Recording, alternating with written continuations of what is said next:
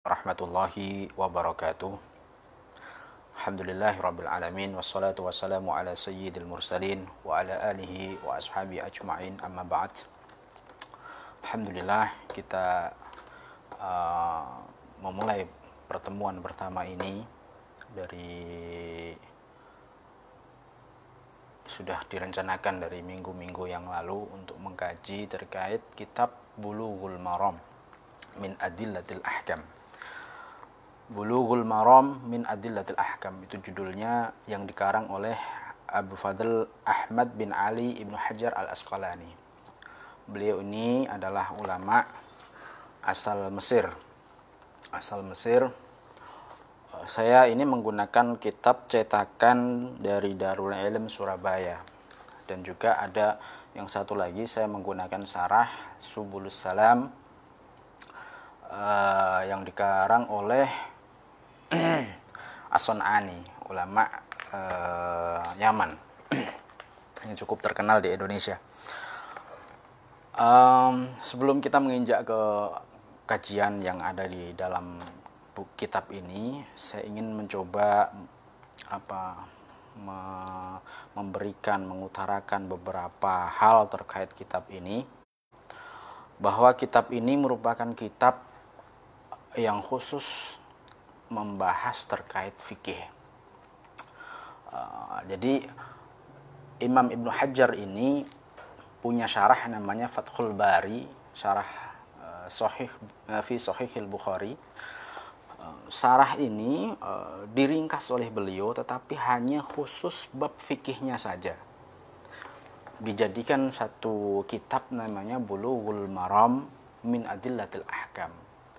Kitab ini banyak dikaji di mana-mana, juga antar madhab pun mengkajinya juga, karena memang kitab ini terkesan lebih moderat, jadi menggunakan dalil-dalil hadis yang kita bisa sebut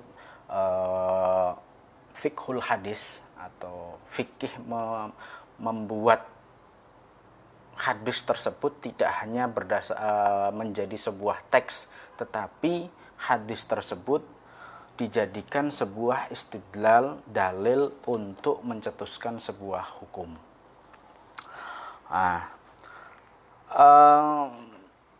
Ini ada sekitar 1.500 hadis, jumlahnya 1.596 hadis, dari bab Toharoh sampai dengan Kitabul Qadha dan macam-macamnya. Ini semua membahas terkait fikih, dan terkesan ada beberapa dalil-dalil atau hadis-hadis yang terlihat kontradiktif. Ini bagi pemula memang ketika membaca ini akan terlihat ngambang, atau terlihat kok Kanjeng Nabi, kok Nabi Muhammad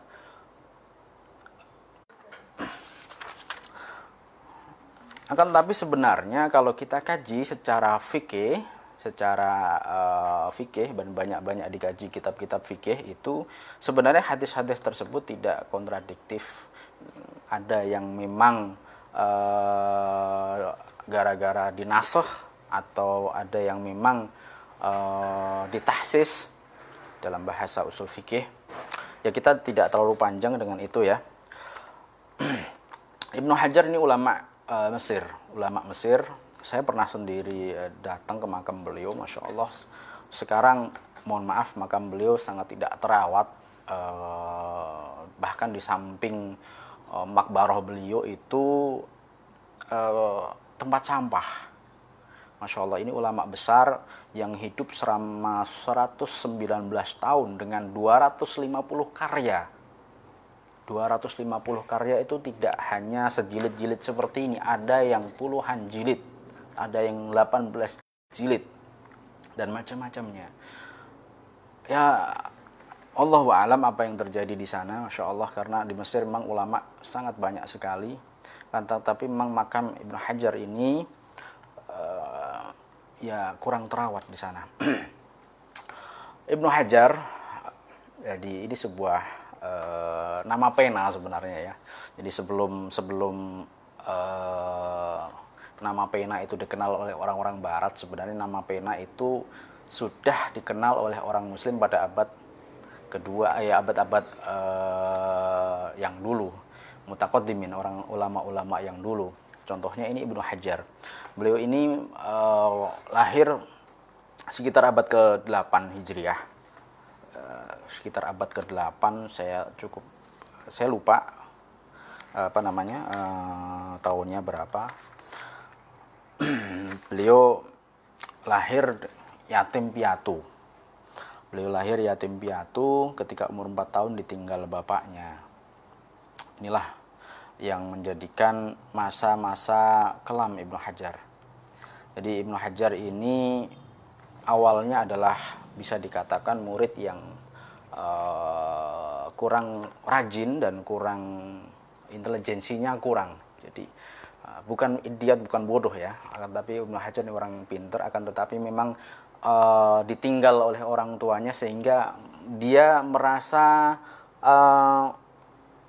kurang kasih sayang, sehingga dia bingung. Bahkan ada suatu cerita bahwa yang menjadi semangat bagi kita biasanya, Ibnu Hajar ini suatu saat keluar dari kelas gara-gara memang tidak memahami apa yang dikatakan oleh gurunya. Bukan bebal, akan tetapi pikirannya sedang berpikir yang lain. Dia kehilangan bapak, dia kehilangan ibunya, dia yatim piatu. Dia keluar dari kelas.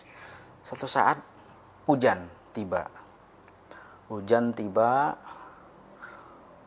Saking derasnya hujan, Ibnu Hajar ini mencoba untuk ngiup di suatu tempat tertentu. Dia melihat di situ, ada batu yang kena tetesan air hujan. Batu ini padahal batu ini bolong ceritanya karena tetesan air hujan. Padahal menurut logika, air itu tidak mungkin bisa melubangi batu karena begitu kerasnya batu. Akan tetapi dari istiqomahnya, dari konsistensinya air ini menetes di satu batu, akhirnya batu itu bolong atau ada cekungan. Disitulah Ibnu Hajar berpikir, oh iya ya, seperti apapun otak saya tidak bisa menerima pelajaran. Ketika saya konsisten, ketika saya bersungguh-sungguh, serius belajar, niscaya Allah akan membukakan membukakan otak ini. Ada cerita yang kedua juga ya, ini cerita versi lain. Jadi mengatakan kepada batu tersebut sehingga berlobang batunya. Ini bisa untuk menafsirkan ayat Quran bahwa ketika kita bertakwa kepada Allah, Allah akan memberikan pelajaran bagi kita. Wattaqullah wa yu'allimukumullah. Karena kita ridho dan bertakwa kepada Allah, Allah akan memberikan kefutuhan. Otak kita cepat menerima, otak kita cepat memahami pelajaran dan macam-macamnya. Itu merupakan versi-versi yang banyak untuk memotivasi kita bahwa ternyata kita itu semua sama. Yang berbeda adalah ijtihadnya, kesungguh-sungguhannya.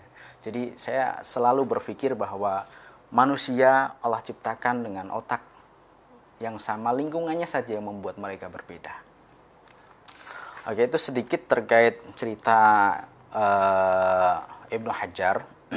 Saya tidak akan memperpanjang karena ini sudah cukup malam. Mohon maaf tadi agak telat karena memang di sini lampunya mati ceritanya.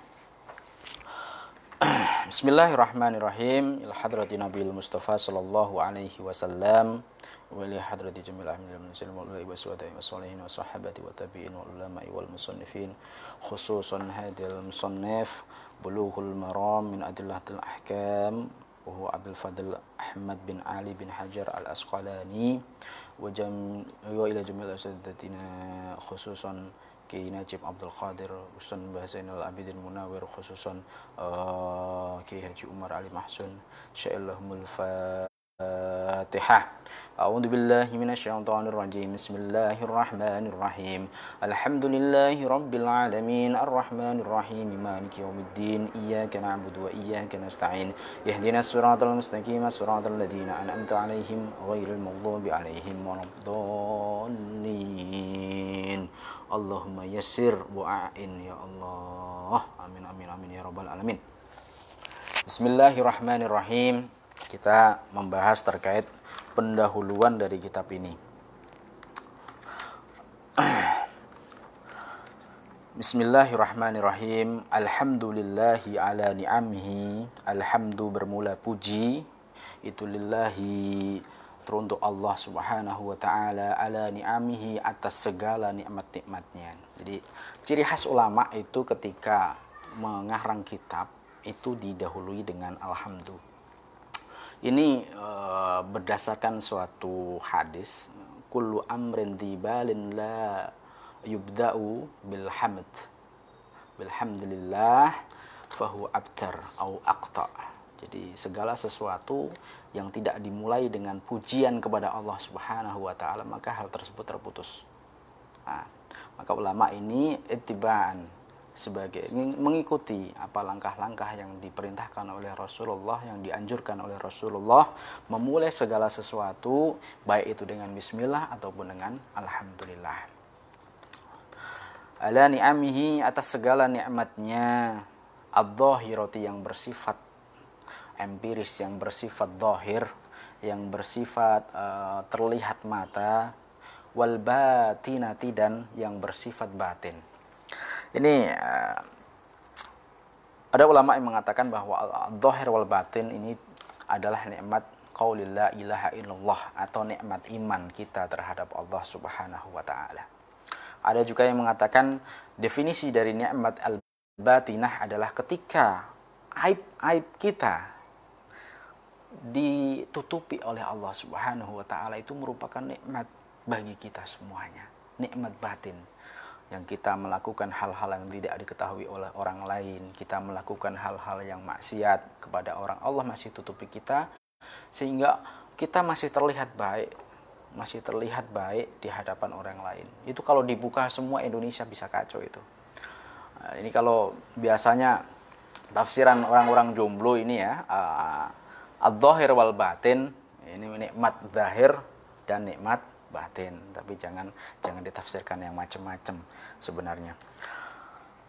Qadiman, dalam waktu yang dulu atau nikmat yang dahulu yang sudah terlampaui bagi kita semua, yang sudah diberikan Allah Subhanahu wa taala yang dahulu kala, wa haditsan dan nikmat yang sekarang, nikmat yang baru. Wassalatu wassalamu dan salawat wassalamu dan keselamatan ala nabihi atas nabinya Allah. Kata solawat ini kan sering menjadi pendahuluan juga ya. Ini sebenarnya adalah zikir yang paling asik, zikir yang paling nyentrik itu adalah zikir solawat. Kenapa? Solawat dikatakan dalam keadaan apapun itu mesti dapat pahala. Nggak dalam keadaan riya, bersolawat masih dapat pahala. Berbeda dengan zikir yang lain. Ini membuktikan kecintaan Allah terhadap Rasulullah, bahwa kita ini semua tidak akan diciptakan kecuali Allah menciptakan Muhammad Rasulullah. Dan Allah tidak pernah menyebut nama Muhammad tanpa dilalui embel-embel nabi ataupun rasul. Nabi ataupun rasul. Maka ciri khas orang Indonesia, ciri khas ulama Ahlussunnah wal Jamaah ketika menyebut nama Muhammad dibilang Sayyidi Muhammad, Sayyiduna Muhammadin. Yang dikatakan oleh teman-teman sebelah itu hal-hal yang bid'ah. Akan tetapi dalilnya untuk mereka mengatakan hal itu bid'ah itu juga lucu. itu adalah berdasar hadis maudhu, la tusayyidu. Yang aslinya adalah la tusawwidu. Yang betul dalam bahasa Arab yang fushah, yang asli. Tidak bisa kata tusayyidu karena menurut shorof yang benar adalah tusawwidu. Itu hadis maudhu yang tidak kita temukan. Dan saya kira menurut logika wajar kita menyebut Nabi kita sebagai bendoro, sebagai tuan, sebagai sayyid. Itu jangan sampai dipermasalahkan. Kita menyebut orang lain saja kita harus hormat, apalagi menyebut Rasulullah yang orang yang paling dicintai oleh Allah Subhanahu wa taala. Ala nabihi, atas nabinya, wa rasulihi, dan rasulnya. Ini ada banyak kesalahan persepsi, kesalahan istilah di sini. Biasanya kita temukan bahwa nabi itu didefinisikan sebagai orang yang menerima wahyu akan tetapi dia tidak ada kewajiban untuk tabligh atau menyebarkan wahyu tersebut. Sedangkan rasul dia menerima wahyu dan diperintah oleh Allah untuk menyebarkan wahyu tersebut. Nah, hal ini merupakan, saya kira, istilah yang kurang tepat ya, karena masa Nabi kalah dengan ulama? Ulama saja balighu anni walau ayah. Masa Nabi tidak pernah diperintahkan untuk menyebarkan wahyu yang dia dapatkan? Maka ada ulama yang mendefinisikan ini bahwa yang namanya Rasul, yang namanya Nabi adalah dia orang yang dikasih wahyu, akan tetapi wahyunya tidak ada upgrading, tidak ada pembaharuan. Sedangkan Rasul adalah beliau dikasih wahyu, orang yang dikasih wahyu, akan tetapi wahyunya tersebut merupakan wahyu yang sudah di-upgrade. Contoh Al-Quran, itu upgrading dari ajaran-ajaran yang sebelumnya. Sudah diperbaharui lagi oleh Allah Subhanahu wa ta'ala sehingga menghapus sebagian daripada ajaran yang sebelumnya. Itu saya kira yang lebih logis untuk mendefinisikan terkait Nabi dan Rasul. Muhammadin, rupanya Muhammad, wa alihi, dan keluarganya Muhammad, Nabi Muhammad, wa sahbihi, dan sahabatnya Nabi Muhammad, alladzina, yang saru yang pada berjalan, siapa? Alladzina fi nusrati dinihi, di dalam menolong agama Allah, sayron, dengan perjalanan, hathithan, yang cepat. Makna saru di sini adalah al-istihad, yang bersungguh-sungguh menolong agama Allah. Sebenarnya di sini bukan menolong agama Allah ya, menolong sahibuddin, orang pembawa agama tersebut. Bahwa para sahabat dan para keluarga Nabi itu menolong Muhammad untuk nusrah, untuk menyebarkan agama. Seperti itu makna aslinya di dalam kitab Subulus Salam. Wa ala adba'ihim, dan atas orang-orang yang mengikuti para sahabat dan para keluarga Nabi, alladzina, yaitu orang-orang warithu, yang mewarisi, siapa? Alladzina ilmahum, akan ilmunya, alihi wa sahbihi. Ada kutipan menarik, iktibas menarik di sini.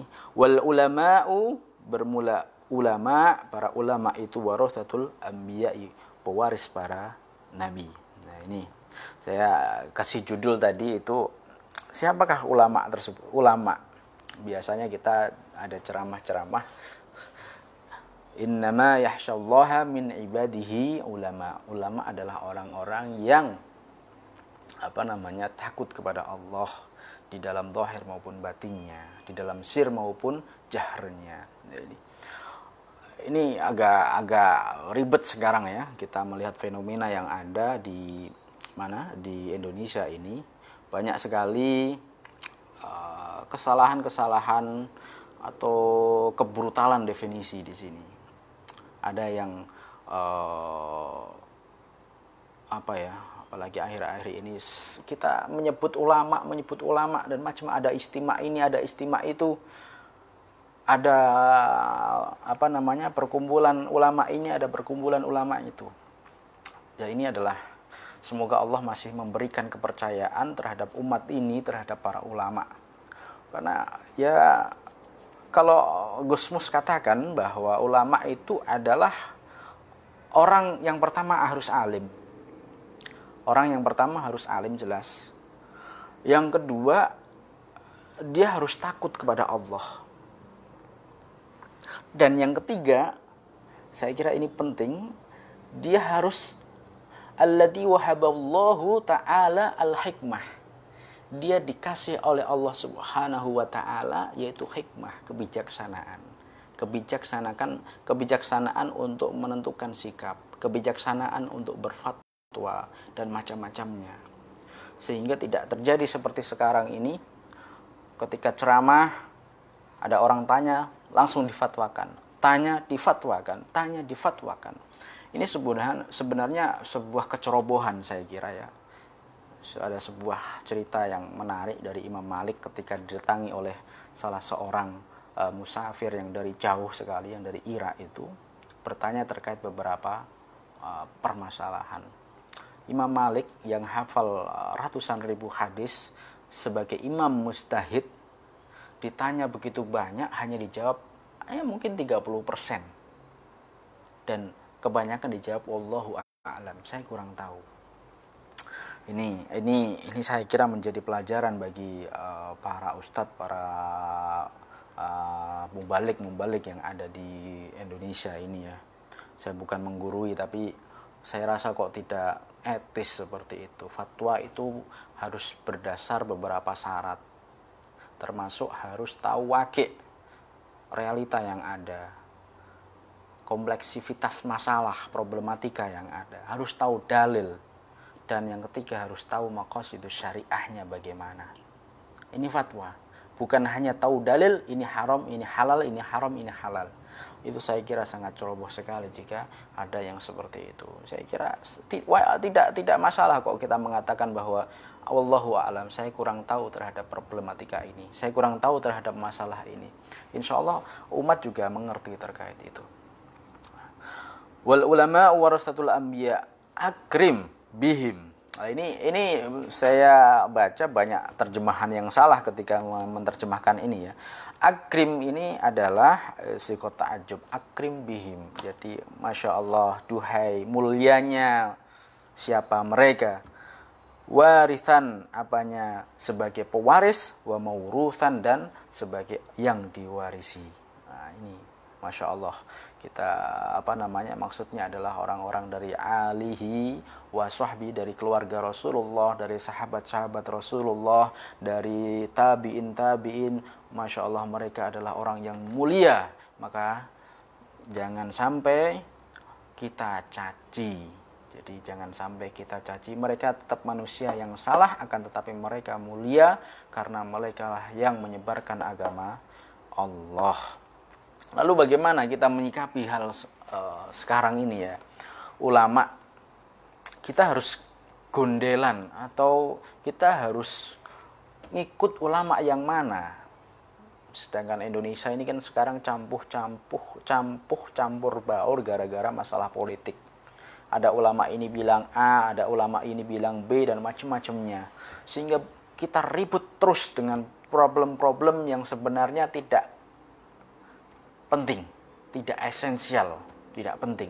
Lalu kita harus ikut yang mana? Saya kira seperti ini.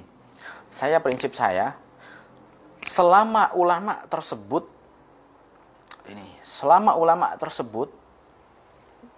berdakwah, tidak menggunakan provokasi, tidak menggunakan kata-kata cacian, kita ikuti. Saya kira fungsi daripada ulama adalah bagaimana mendamaikan, untuk menenteramkan hati masyarakat, untuk mengislahkan masyarakat, sebagai marji, sebagai rujukan masyarakat ketika terjadi pertempuran. Bukan ulama yang harus bertempur. Saya mohon maaf jika ada yang kurang sependapat, karena ya ini adalah prinsip saya bahwa selama ulama tersebut dengan kata-kata kotor, dengan kata-kata yang tidak pantas sebagai ulama, ya kita jangan ikuti, gitu aja.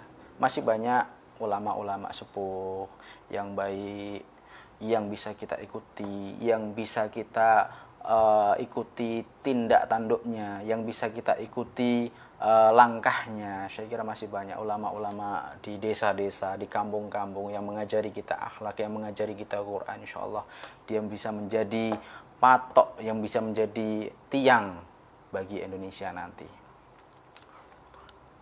Amma ba'd, fahada bermula ini itu mukhtasarun. Kita lanjut lagi ya, ringkasan.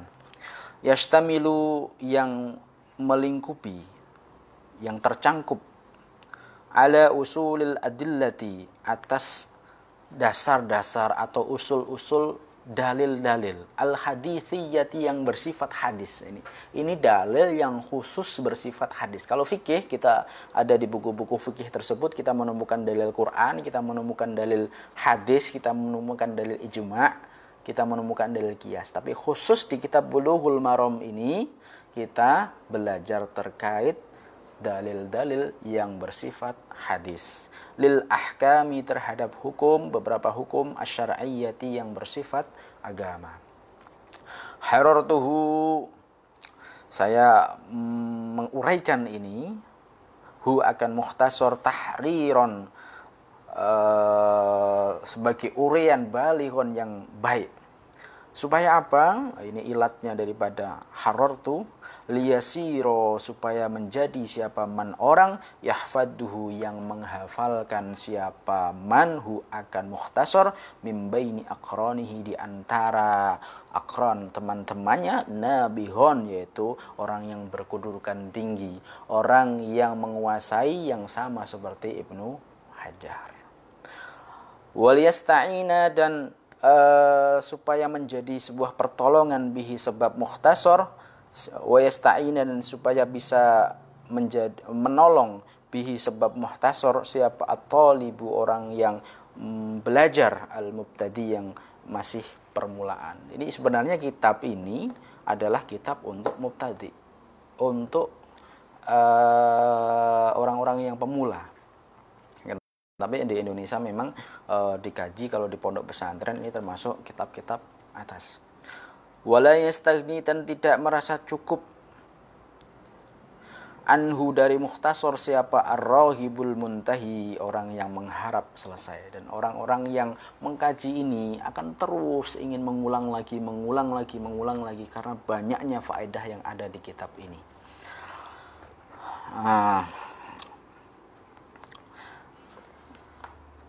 Waqad bayantu dan sungguh saya sudah menjelaskan akiba kulli hadisin setelah setiap hadis apa yang dijelaskan man akan seseorang akhrajahu yang mengeluarkan, yang mentahrijh siapa manhu akan hadis minal a'immati dari beberapa imam muhaddis. Untuk apa? Untuk apa dijelaskan orang yang mentahrijh hadis tersebut? Li iradati nushil ummati. Untuk apa? Untuk menasehati, untuk memberikan informasi lebih kepada umat. Salah satunya kita bisa tahu bahwa hadis tersebut sahih atau dhaif atau hasan, atau kita bisa tahu bahwa ulama-ulama dulu sudah yang begitu getol, begitu dalam memperdalam hadis. Ini sering saya juga mendengar ada ungkapan yang lucu menurut saya ya.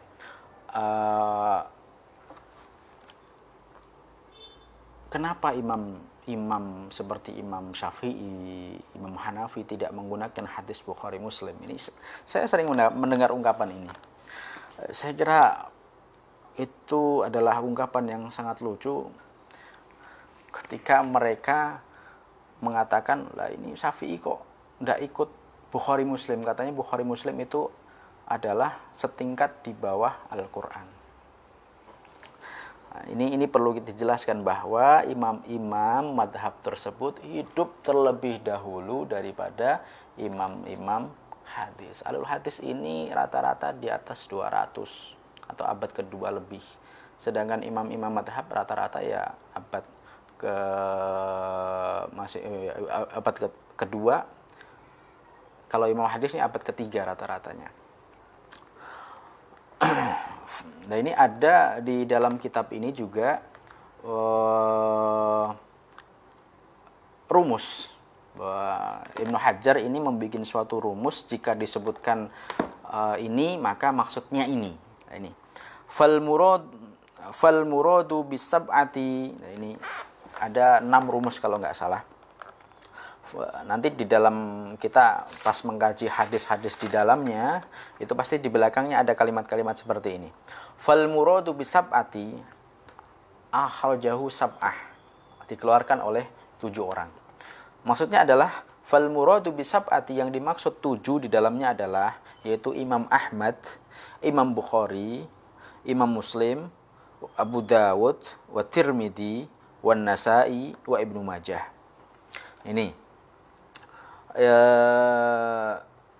Ini adalah 7 imam ahlul hadis yang meriwayatkan ketika dituliskan oleh Ibnu Hajar akhrajahu as-sab'ah. Nah, ini rata-rata Imam Ahmad itu lahir 104, Imam Bukhari 100, rata-rata abad ke-3. Wa bisittati, yang dimaksud dengan sittah, akhrajahu sittah man ada Ahmad, selain Imam Ahmad.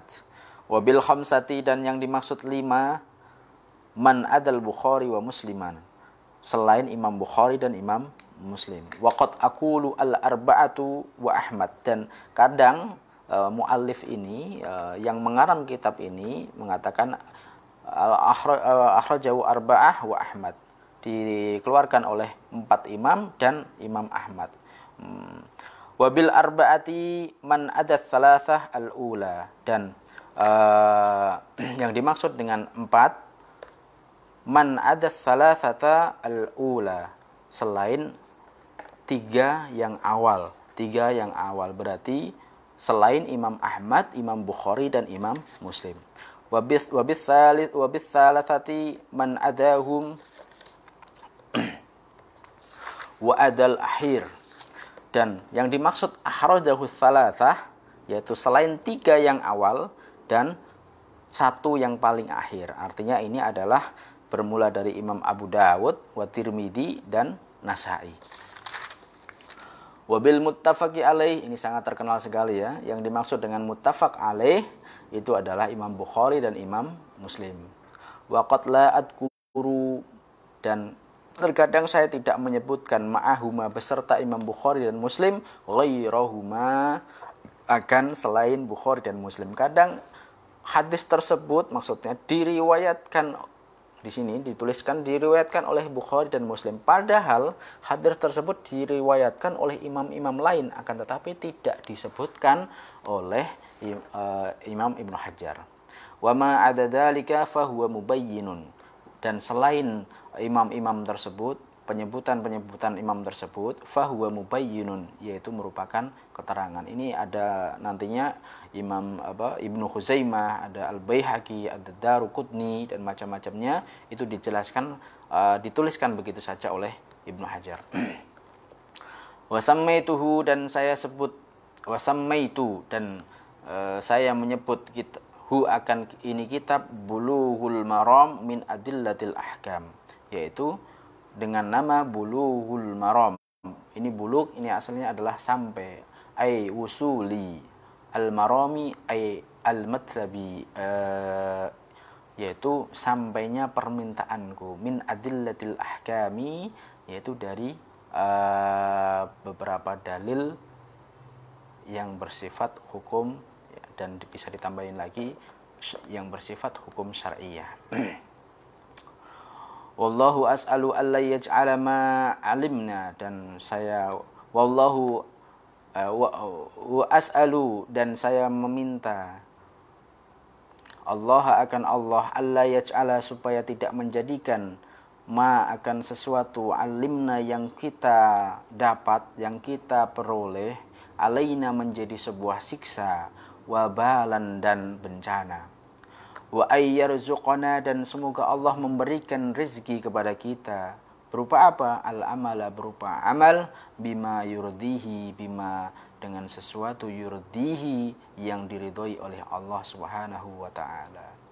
Saya kira